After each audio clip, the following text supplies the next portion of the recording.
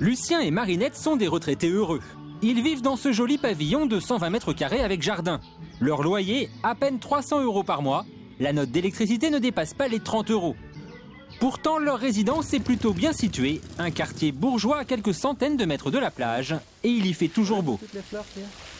Car leur retraite, Lucien et Marinette ont choisi de la vivre ici, à Phuket, en Thaïlande. La vie y est moins chère, c'est la raison pour laquelle de plus en plus de retraités français choisissent de s'installer ici. Ils seraient plus d'1 millier et leur nombre ne cesse d'augmenter depuis 5 ans.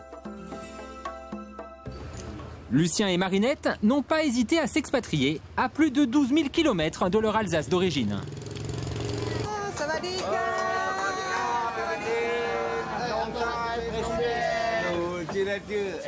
Les résidents en Thaïlande, ils parlent la même chose, ils en ont marre. Marre de payer les impôts, marre de la répression, marre d'être surveillé de la vie chère, enfin voilà. On en a marre. On veut vivre, on en a ras-le-bol. Ils ont donc choisi de vivre désormais loin de leur région et de leurs enfants. Du coup, ils prennent des nouvelles de leur famille sur Internet et pour Marinette, ça ne pose aucun problème. On est tout le temps en train de communiquer ensemble, soit par Internet, soit avec le téléphone. L'année prochaine, ils pourront venir pour l'anniversaire de leur père, ils vont venir en vacances. Ici, leur vie n'a plus rien à voir. Marinette est une ancienne de l'assistance publique, Lucien était banquier. Il dispose d'une retraite de 3 000 €, suffisamment par exemple en Thaïlande pour aller au restaurant tous les jours. Voilà, on va à la cantine, comme d'habitude, puis tu as 200 mètres. La cantine, c'est quoi exactement? C'est un restaurant Thai food 3 local. étoiles, mais local. Ok. Tu peux pas faire ça, tu vas aller tous les jours au restaurant manger, ça te coûterait les yeux de la tête. Rien que le plat du jour qui te coûte pour une personne déjà presque 10 €. Ici, pour 4 €, tu manges avec la bière, avec mon thé, et tout compris. 200 bahts, 4 €. C'est excellent ça. Et désormais, le week-end, à la place d'une balade en forêt, il se paye une croisière comme celle-ci, dans une baie à proximité. C'est magnifique, les montagnes, la lune, le soleil, la mer, le vent. Qu'est-ce qu'on demande? Des éléments. Des éléments, tout est réuni pour être heureux. La Thaïlande accorde volontiers aux retraités occidentaux des visas d'1 an renouvelables. Seule condition, prouver que l'on dispose sur un compte de réserve d'au moins 9 000 € pour un couple. Et tout est fait pour que ces retraités se sentent comme chez eux. Hôpitaux, mais aussi supermarchés géants poussent comme des champignons aux abords des villes. Voilà qui n'est pas pour déplaire à une population à fort pouvoir d'achat.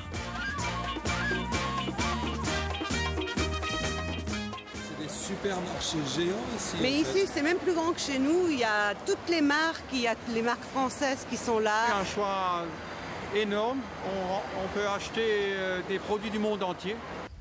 C'est le pied. C'est sûr, Lucien et Marinette ne regrettent pas leur décision.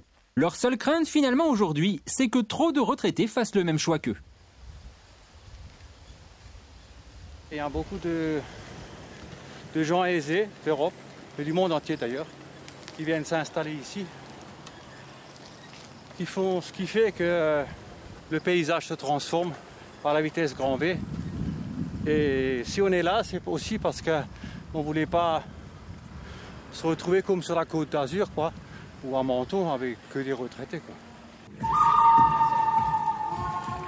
Mais aujourd'hui à Phuket, certains n'attendent pas d'avoir l'âge légal de la retraite pour s'installer. C'est le cas de Bertrand, un ex-chef d'entreprise qui en France avait du mal à voir le bout du tunnel. Il vit aujourd'hui heureux et en fort belle compagnie.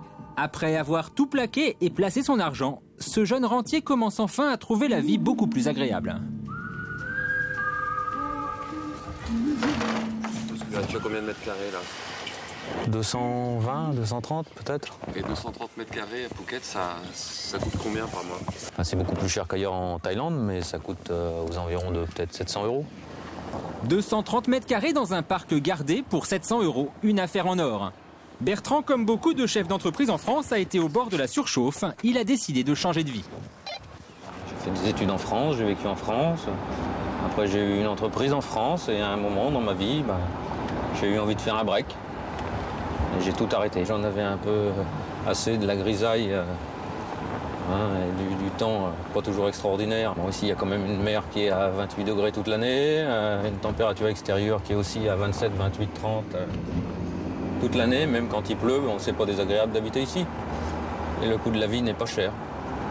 Allez, le top modèle court, on est en retard. Depuis maintenant 3 ans, Bertrand est un jeune retraité en Thaïlande.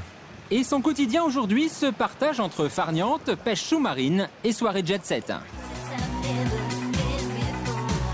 Car Bertrand est loin d'être le seul rentier dans cette région de Thaïlande où aujourd'hui l'argent coule à flot.